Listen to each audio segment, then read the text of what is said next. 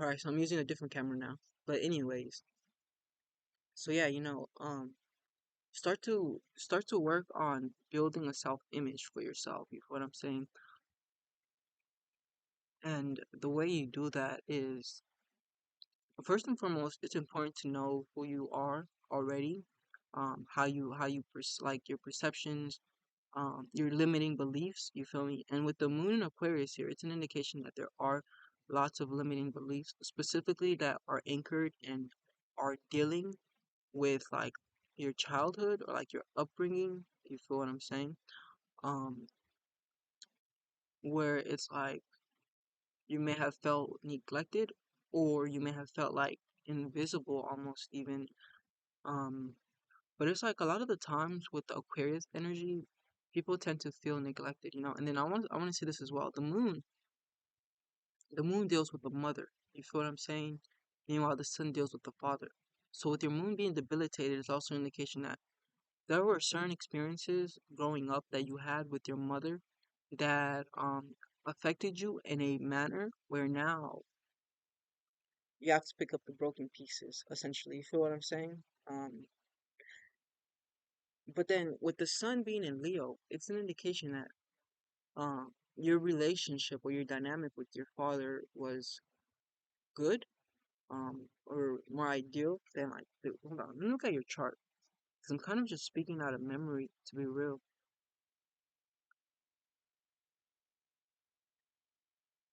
Okay, so you have your Saturn and Scorpio. No, I'm not bullshitting. Okay, that kind of just confirms some things looking at your chart. But yeah, it is pretty much like you have to learn. I don't even want to say have to learn because I'm pretty sure you're already on this journey. But you have to continue to elevate, continue to expand and raise your vibration. And what I mean by that is restriction versus expansion. Restriction is um when you start to believe in limiting beliefs that weren't even put in your mind by yourself, but that were put in your mind by society. Aquarius deals and rules with society, and the sign Aquarius is easily influenced by others, especially kindness. Aquarius they're very easily influenced by kindness. Um, and they can be taken advantage of at times as well. You feel what I'm saying? But yeah, and so it's important for Aquarius is to learn how to like protect their energy, but without it's like as an Aquarius, your job is to help people. You feel what I'm saying? Aquarius is known as the water bearer, right? And this kind of confuses people. Um, but it's like in reality, being the water bearer, your job is just to contribute to humanity and help them one way or another. Like you may even be like a service worker, possibly, um, or like a psychologist even. I wonder where your 10th house. We can hold on. But yeah, so sorry, let me just look at your chart real quick. Okay, you have your 10th house in Scorpio. Holy shit. So 10th house in Scorpio. Yeah, so you're probably like a counselor or like a social worker, or like in the past you may have dabbled into like sex work. And I don't mean to offend or anything, you feel what I'm saying, because I think people do find that rude. But it's just Scorpio rules that stuff, you feel what I'm saying? And you have your 10th house in Scorpio, and the 10th house is the house that deals with um an individual's work and everything like that. But you also have most of your 10th house in Sagittarius, so the and you have okay, holy shit. So yeah, you may even just be an entrepreneur or like whatever you do. Like with you having that Uranus in the 10th house, it means that you don't do conventional jobs. Well, hmm. Well, you have the sun in the 6th house, so work is important to you, and you have to be working, and you have to be making money, and you have to have resources. Essentially, that's what it is. You feel me? But the way that what you're doing looks, it's always gonna be unique. You feel me? It's always gonna be. like I guess the way that you handle your business, the way that you portray yourself to the public, you feel me? Is unique. Like it's unconventional, untraditional, if you feel what I'm saying. Um, so I do wonder what you do. But anyways, with talking about the 10th house, with your 10th house um being in Scorpio, but then on top of that, with Uranus being there, Uranus is also the planet of individuality. So this is an indication that if you wanted, you could be like a counselor, a psychologist, a detective. Let's talk about the Scorpio energy in general, and then you'll understand, um, what careers associate with the Scorpio energy. So first and foremost, Scorpio is a water sign. It deals with the emotions. It's a fixed water sign. And it's like in the middle. It's in the middle of the zodiac. So this is the waters that are deep. You feel me? It's the waters that's deep inside. Scorpio deals with concealed things, hidden things, taboo things. Scorpio is a sign that also is associated with like mysticism and spirituality, but at the same time death. Yeah, it's also associated with death and dead people as well. So ultimately, this energy it encompasses like psychic workers, but it also encompasses like sex workers because Scorpio rules the sex organs. Feel me? Um, but it also does deal with like detectives, because Scorpio is very much yeah, Scorpio very much right, detective because it very much deals with the hidden things. But then on top of that, Scorpio is also associated with um pardon me, I forgot.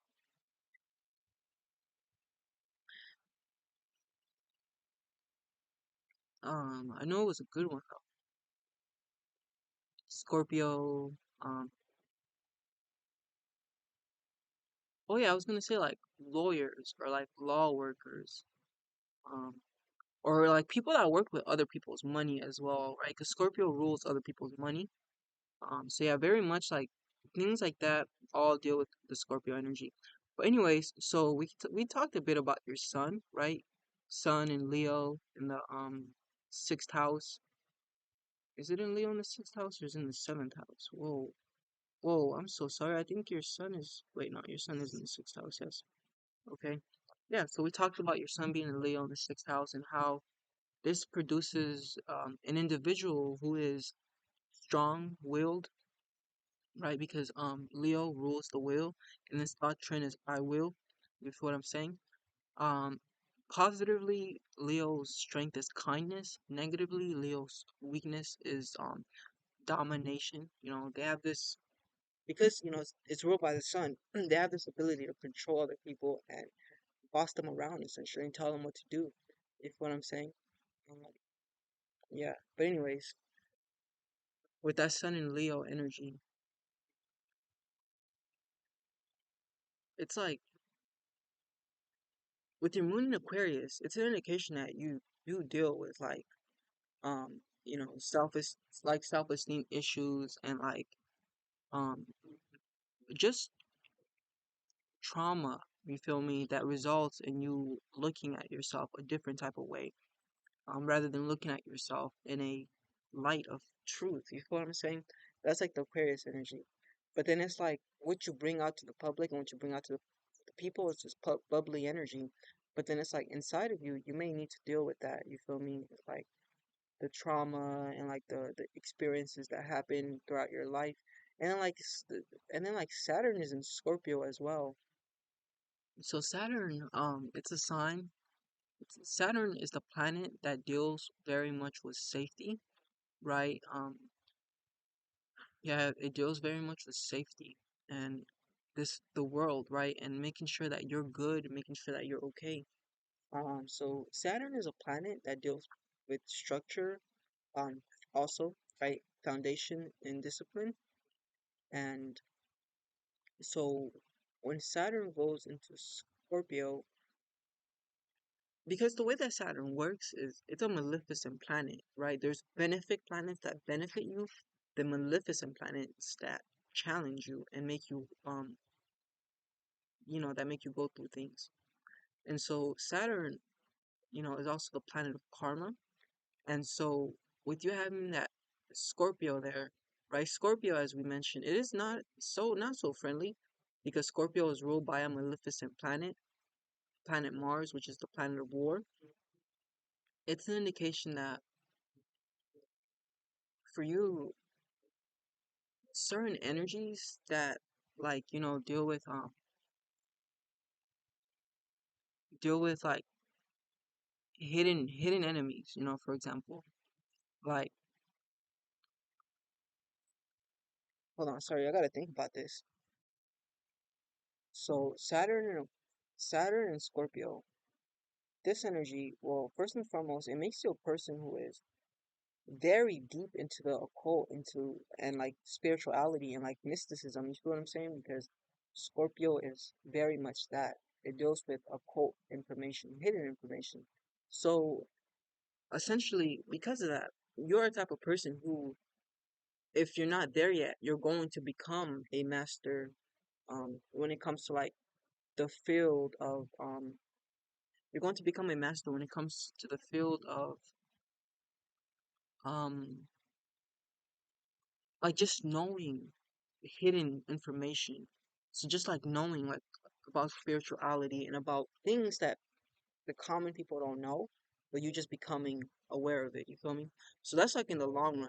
But like with the Saturn and Scorpio energy, think about it this way: what is depicted by Scorpio is you typically taken away. I mean, what is depicted by Saturn is taken away from you. So this means that there may have been a time, likely in your childhood, where you were very much like blind. You feel me? And like you were put in the dark, and you weren't allowed to know. And like yo, with this Saturn placement, it's a lot. Like, and when I say put in the dark, it can even be that like you had certain experiences that were like sexual abuse type of experiences. You feel me? Because Scorpio very much deals with that. It deals with the sex organs. You feel what I'm saying? But with Saturn being in Scorpio, it means that like you do need to clean like your root chakra. You feel what I'm saying? Clean your root chakra and release it because Scorpio, it's fixed water. Water is emotions, right? And fixed is to be like fixed on something. You feel what I'm saying? So stuck on something, depressed. So ultimately, the way that it plays out is it's like your life experiences are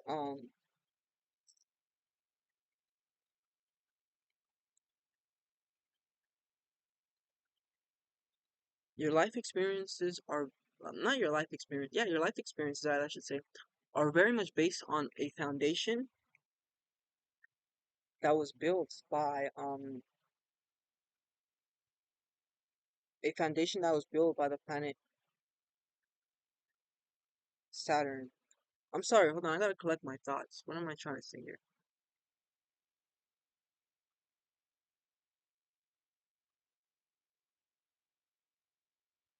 Ultimately, the more you can pierce through the illusion and pierce through the bullshit and release and let go of certain emotions that have a strong grip on you, the better your foundation will become. You feel me? The better your foundation in life will be. Because also, I want to say this Scorpio is a sign that deals with like grudges and holding grudges. So there may be this grudge that you're holding, you feel me? And like the crazy thing about it is like the Scorpio energy, it exceeds it exceeds the it exceeds the physical world, right? So with this energy, like first and foremost, it's of great importance for you to very much learn how to like protect your energy and protect yourself because like Scorpio, it's the world of the dead, but it's not like because both Pisces and Scorpio rule the world of the dead, but Pisces just rules the world of the dead in general. But then Scorpio more so deals like demons and like maleficent spirits and all of that stuff because it's ruled by Mars, the planet of war, aggression, and it's a maleficent planet. You feel what I'm saying? So Um,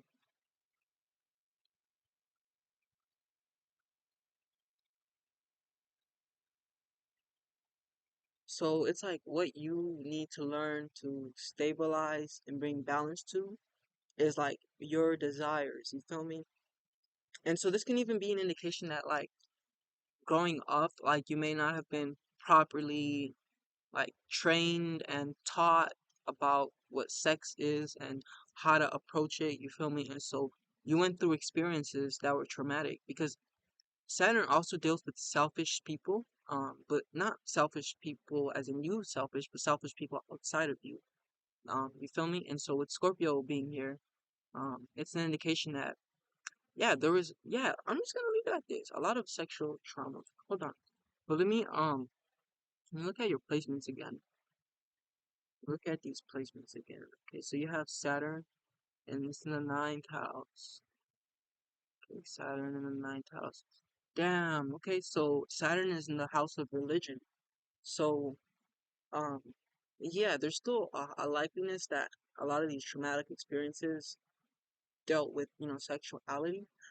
But it's like at the same time, with Saturn being in the ninth house, and that being the house of philosophy, but also religion, and also your perspective and your view on things, it means that there is a very like restrictive energy, right? Because Saturn is very restrictive. There is a restrictive energy that has a desire to, um, in a sense, restrain or restrict your perception on life. And so the best thing to do is first and foremost accumulate information, right? Learn as much as you can, um, and expand your consciousness and awareness. Because it's like what Saturn does, the way that Saturn manifests in our head is it manifests as doubt, as fear. Um, and so that doubt and fear energy is around like that Scorpio energy. You feel me? And so what that means is there may be doubts, for example, around your passions because Scorpio is a very passionate sign and it does very much deal with passions as well. You feel me? There may be certain restrictions, limitations around passions. So it's like there is a need to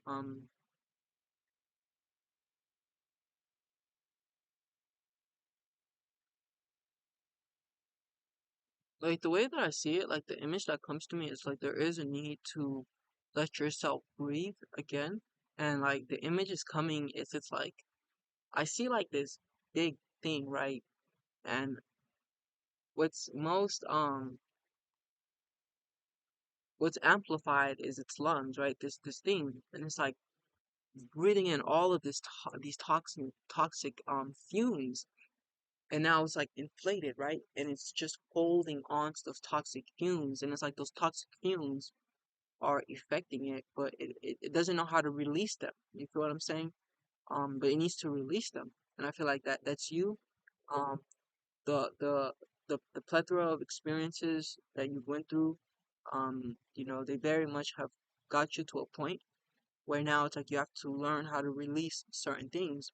So Scorpio is also a sign that deals with power and control. You feel me? Power and control, especially people trying to have power and control over you. You feel what I'm saying? But so on the positive note, when you do the work and you do the shadow work, because that's what Scorpio is all about. Scorpio and Saturn. It's all about going back to the childhood, you feel me, and perceiving the limitations and the experiences that you went through as a child, that were negative, right? And then understanding how they went on to trickle to manifest more experiences of the similar nature. You feel what I'm saying? Because it's like as a child, you go the way that you experience things is the way that you think things are. So you go your whole life experiencing that way. You feel what I'm saying? But it's like until you learn to see differently, and that takes me back to what I was saying earlier about your son being in Leo and how um creating being conscious, not being conscious, but like consciously creating a self image for yourself is of great importance. You feel what I'm saying? And like and this is all about the mind, right? Because Aquarius is a sign. It's a very mental sign, and it doesn't per se rule the mind, but it has very strong mental capabilities and abilities. You feel me?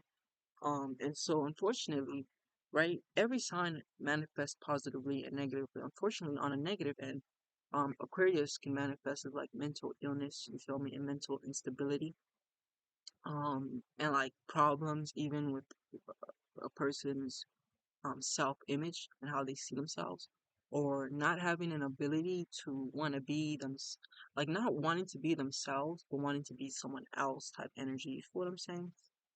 Because Aquarius, so Libra is actually the sign that deals with the others, with other, like the other, in the sense of like the other, the significant. You feel what I'm saying?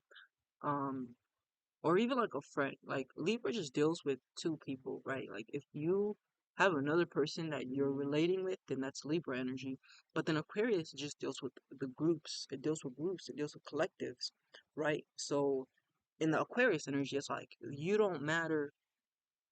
Just get in line, get like another brick in the wall. You feel me? Type energy, if that makes sense. But yeah, so learning how to create that self-image is very important, and starting to see yourself in new lights and destroying the light that you were like destroying that false light. You feel what I'm saying? That false perception, that false view of who you truly are. Like doing that work is definitely going to be of great value, importance to you. And with your moon being in Aquarius, you want to learn, study, and accumulate as much information as possible. You feel what I'm saying? Like you want to learn, learn, learn, learn, learn. Like I have an astrology course, for example, where I teach the signs and everything like that. And you would definitely benefit from purchasing that. It's like think about it this way as well. Um, when you get that astrology course, right, and you look at and read the signs and you know what they're about, then you can go into your birth chart and dive deeper into it. Because like at the moment, I'm diving into your chart, of course, but it's like I'm speaking about the things that I feel like are of the most important for you to hear. But there may be certain things that when you go back and look at, you're like, whoa, I didn't know about this, I didn't know about that. But I'm glad I know it now. But anyways, okay, so moon in the first house, right? So with your moon being in the first house, it's not that you are it's not that you're a yeah, you're not a selfish person. I don't know why. Yeah, it's not that you're self-centered or selfish, but you kind of are, just a little bit, right? Just a little bit self-centered. But you are very compassionate and considerate and care about other people for sure. I also see that, in your chart, but it's like, for the most part, you're very much so stuck in your head that it's like you're one of those type of people that like something may not be personal about you, but you know how to make it personal. You feel me? Like you're a personal type of person because you like the moon being in Leo. My bad. With the moon being in the seventh house, it's an indication that you have very strong um feelings about yourself. About who you are, and so these can be positive, and but they can also be negative, right? Um, but it's like the cool thing about it is, like, I think that's awesome. Like, there is no valuable placement and unvaluable placement. I believe that all of the placements are strong and have value in them. That is, rather, I should say, have value in them. You feel what I'm saying? And they're gems. That is, like, for example, with the moon in Aquarius in the first house, even though that's a difficult, a difficult placement because it's a placement where you have to overcome yourself, right? Like you, like that's what that placement is. It's a placement that's like, yo, you need to overcome you.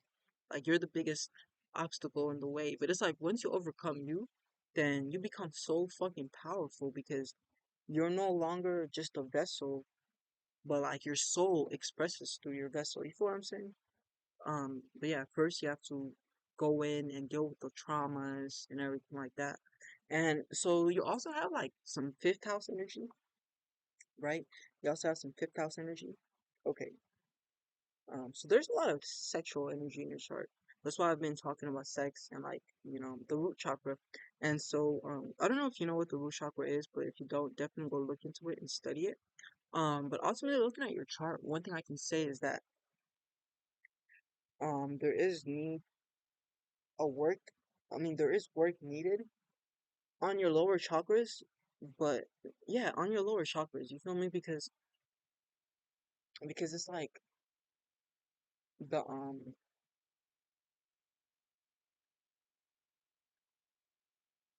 sorry, hold on. Because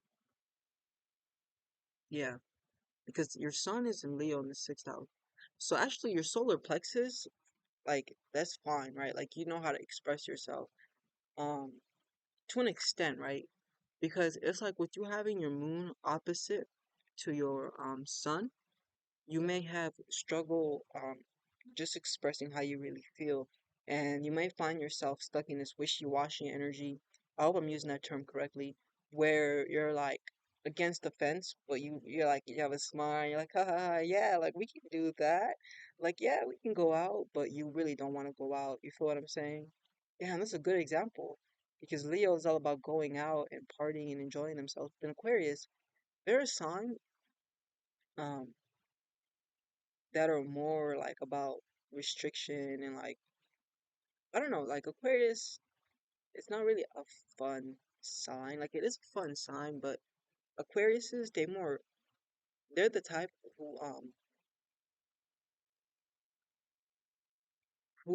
it's kind of like Scorpio energy. Aquariuses can be very um excessive, right? You feel what I'm saying?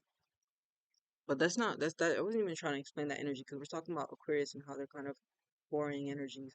It's like Aquarius and Capricorn, right? Capricorn doesn't know the difference between work and play, right? But then Aquarius, it's just too serious, it's a serious sign. Like Aquarius is a very serious sign, but then Leo is a very free flowing sign, very optimistic, a sign that likes to spread good vibes around, right? A sign that likes to experience life essentially. Um, okay. All right, so let me move on to like a couple of the other placements. But I remember I was talking about sexuality and how I see like a couple of sexual energies in your placement, I guess. Like um it's like you have like your Venus in the fifth house, um, which indicates that like you're um you're a very promiscuous person. Like you have Venus and Gemini in the fifth house. And so the way that this energy plays out, especially like with the Leo also, is like you're very flirtatious. You feel me? Um, they're very flirtatious, and so ultimately, it's like through your flirtatious abilities, it's like, well,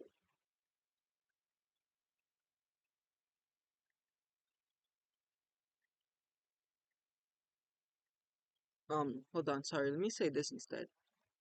So the cool thing about the Venus and Gemini in the fifth house energy is it likes to have fun. It's very social, right? It deals with socializing and everything like that. But it's like it's important to also make time to have like strong built relationships, you feel what I'm saying? I mean, like you have your Mercury in the seventh house, which indicates that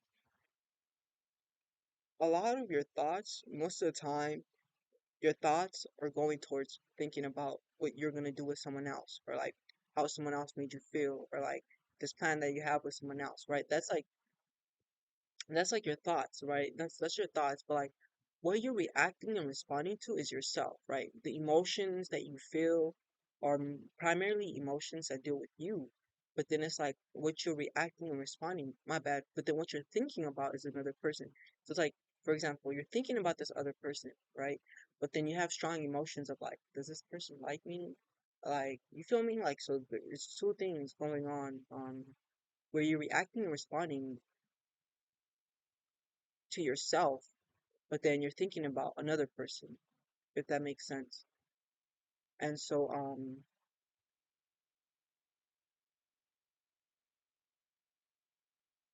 yeah, Yeah. Okay. Okay. Let's look at the other placements.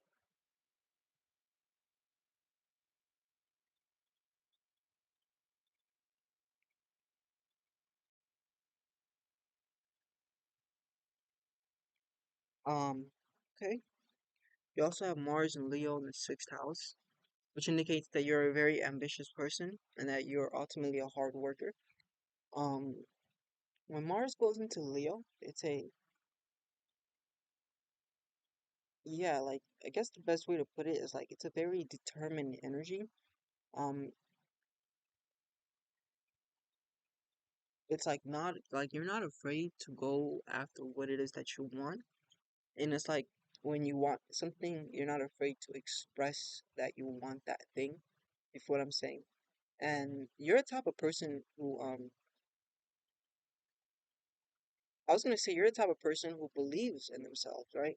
And yeah, it's like you do very much believe in yourself to an extent, but then it's like, because we also have that moon and Aquarius energy, which kind of sucks away like that ability to believe in self, if that makes sense.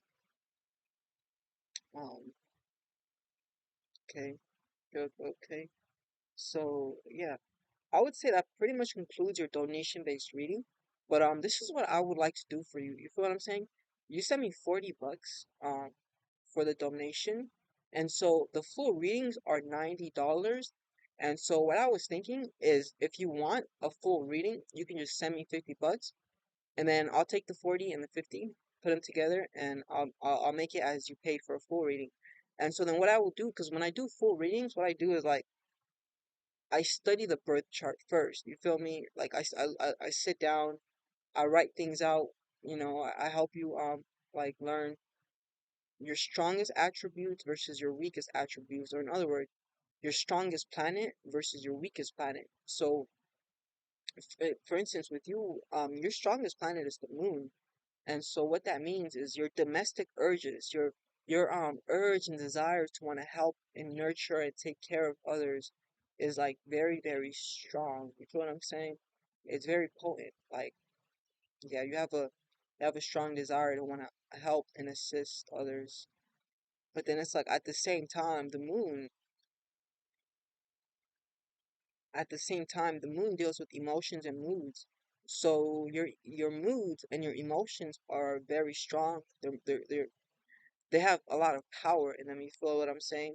And they have a lot of power to influence your personal life, your life in general. You feel me? Um, yeah, and then holy shit, like I guess what I'm saying is there's a lot more to discuss, and when I do full readings and I actually sit down and I write things out, then what happens is, um, yeah, I don't know, like you just, yeah, I don't know. Tell me if that's something that you'd be interested in, getting a fuller breakdown of your birth chart, the full reading, right? And like I said, you sent me 40 bucks, and so the full reading is 90 bucks. So you just send me 50 more bucks if you're interested, of course, and then I'll do that full reading for you. All right, peace, my friend. Let me know what you think, and if you have any questions, I'm happy to answer them. All right, peace. Namaste.